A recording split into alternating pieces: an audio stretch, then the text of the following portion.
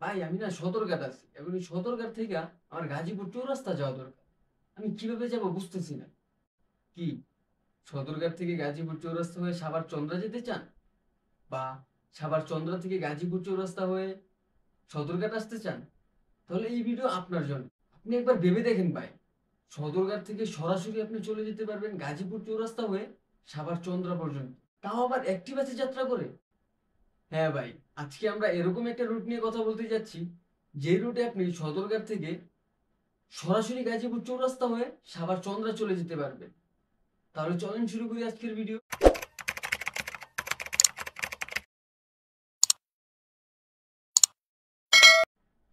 আজকে আমরা কথা বলতে যাচ্ছি সদরঘাট থেকে কিভাবে আপনি গাজীপুর চৌরাস্তা বা সাভার চন্দ্রা চলে যেতে পারবেন মাত্র একটি বাসে যাত্রা করে। আর আজকে আমরা যেই বাসটিকে নিয়ে আলোচনা করব, সেই বাসটি হলো আজমেরি গ্লোরি। যেই বাসে করে আপনি সরাসরি চলে যেতে পারবেন সদরঘাট থেকে গাজীপুর চৌরাস্তা বা সাভার চন্দ্রা, বা সাভার চন্দ্রা থেকে গাজীপুর চৌরাস্তা হয়ে সরাসরি চলে যেতে পারবেন সদরঘাট মাত্র একটি লোকাল বাসে যাত্রা করে।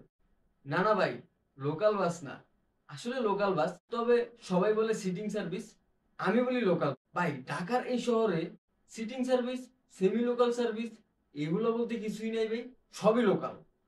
লোকাল মানে লোকাল। আজমেরি গ্লোরি এমন একটি বাস, যেই বাসে করে আপনি সদরঘাট থেকে যাত্রা শুরু করে গুলিস্তান হয়ে, মালিবাগ হয়ে, বনানী, এয়ারপোর্ট, আবদুল্লাপুর, টঙ্গী, গাজীপুর, দেন সাভার চন্দ্রা সরাসরি এক বাসে যাত্রা করে চলে যেতে পারবে। এই বাসটার যাত্রা শুরু হয় সদরঘাট থেকে। তাদের প্রথম ট্রিপ শুরু হয় সকাল 6টা থেকে, আর শেষ হয়, ভাই কখন শেষ হয় এর কোনো ঠিকঠাক সময় আমার কাছে নাই। শুধু শুধু বইলে আমার কোনোই লাভ নেই, কারণ প্রত্যেকটা রাস্তায় জ্যাম থাকে। এখন ভাই নর্মাল একটা এক্সাম্পল আপনি ধরেন, আপনি বের হয়েছেন বাইক নিয়ে, আপনি গন্তব্যে পৌঁছাইছেন, এখন গন্তব্য থেকে আপনি আবার বাসায় আসবেন, আপনার ফিক্স টাইম হলো 11টা। মানে আজমেরি গ্লোরির ওয়েবসাইটে যা দেওয়া আছে তা হলো তারা সাধারণত 11টার ভিতরে গ্যারেজ করে ফেলে।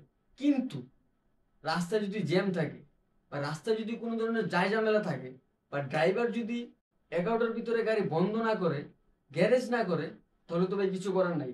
আপনি 11:30, 12টা, 1টা বাজেও বাস পেতে পারেন, তবে সেটা ভাই ভাগ্যের উপর। আর এই যে আমার স্ক্রিনে যে রুটটা দেখতেছেন, তারা প্রতিদিন এই একই রুটে চলাচল করে। তার মানে আপনি বুঝতে পারতেছেন, আপনি একটি বাস করে সদরঘাট থেকে সরাসরি চলে যেতে পারবেন গাজীপুর চৌরাস্তা কিংবা সাভার চন্দ্রা। আর যদি আপনি বলেন যে ভাই ভাড়া কত, ভাই লোকাল বাস কয় টাকার ভাড়া হবে, যেহেতু আমার জানা নাই তাই আমি বলতে পারতেছি না। এখন যদি আপনি প্রশ্ন করেন যে ভাই আমি টিকিট কাটবো কিভাবে, ভাই কোনো টিকিটের প্রয়োজন নাই।